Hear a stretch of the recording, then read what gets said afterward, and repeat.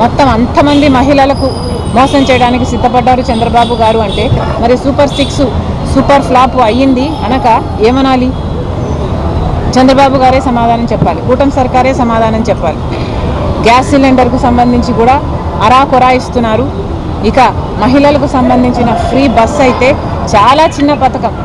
పక్కన కాంగ్రెస్ అధికారంలో ఉన్న రాష్ట్రాలు కర్ణాటక అయితేనేమి, తెలంగాణ అయితేనేమి ఈ పథకాన్ని బ్రహ్మాండంగా అమలు చేస్తున్నా కూడా చంద్రబాబు గారికి మహిళలకు భద్రత కల్పించే పథకం అయినప్పటికీ కూడా దీన్ని అమలు చేయాలనిపించడం లేదు చంద్రబాబు గారు.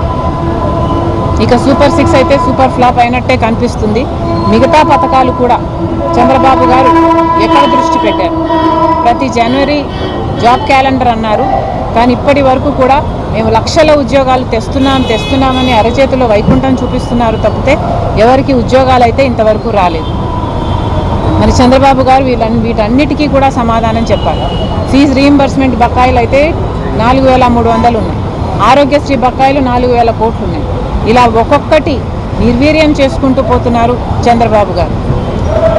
కరెంటు ఛార్జీలు జగన్మోహన్ రెడ్డి గారు 5 సంవత్సరాలలో 32,000 కోట్ల రూపాయలు జనం నెత్తిన మోపితే చంద్రబాబు గారు ఒక్క సంవత్సరంలోనే 17,000 కోట్ల రూపాయలు అదనంగా మోపారు.